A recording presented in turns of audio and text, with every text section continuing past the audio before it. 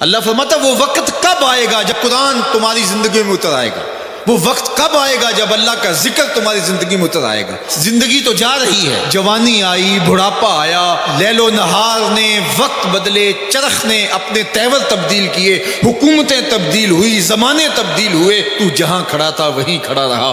40 سال عمر عزیزت گزشت، مزاج تو از حال طفلی نہ گشت۔ سعدی کہتے ہیں 40 سال عمر گئے لیکن تیرا بچپنا نہیں گیا، اور رومی کہتے ہیں داڑھی تیرے بعد آئی اور سفید ہو گئی اور تو کالے کا کالا ہی رہا۔ تیرے اندر نور نہیں آیا، تیرے اندر روشنی نہیں آئی، یہ تیرے بعد آئی اور پھر سفید بھی ہو گئی لیکن تو ابھی تک کالے کا کالا ہے۔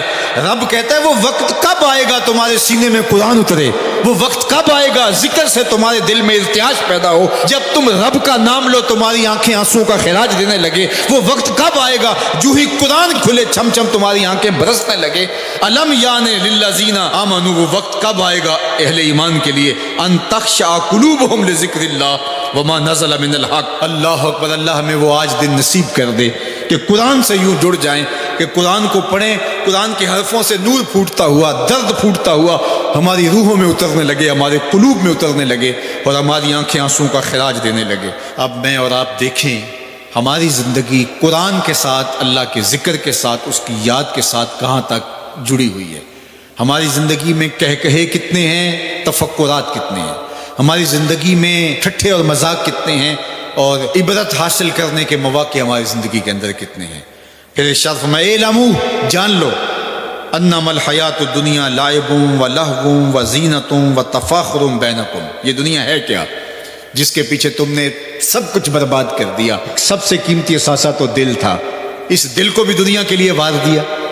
یہ دل تو رب نے اپنے لیے بنایا تھا، اے دل حجرہ رب سچے دا، یہ اس سچے رب کا حجرہ تھا۔ قلوب المومن عرش اللہ، مومن کا دل تو اللہ کا عرش تھا، لیکن اس عرش پہ بھی غیروں کو بٹھا لیا تو نے۔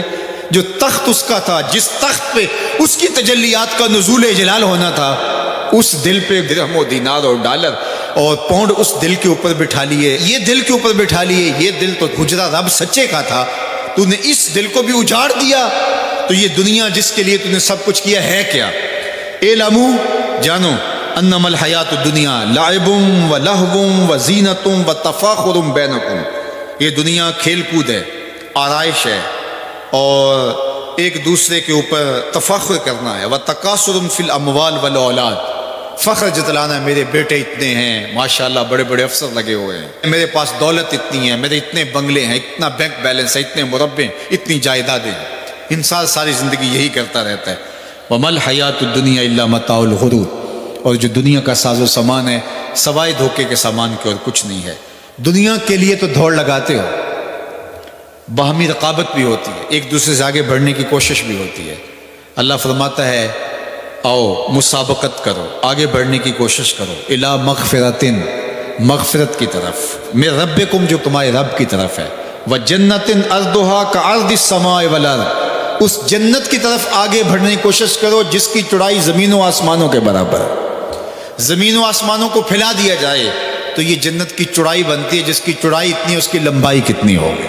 تو فرمایا اس دنیا کے لیے تو بھاگتے ہو جو ختم ہو جانے والی ہے، آؤ بھاگو اس جنت کی طرف جس کی چوڑائی زمین و آسمان کے برابر ہے۔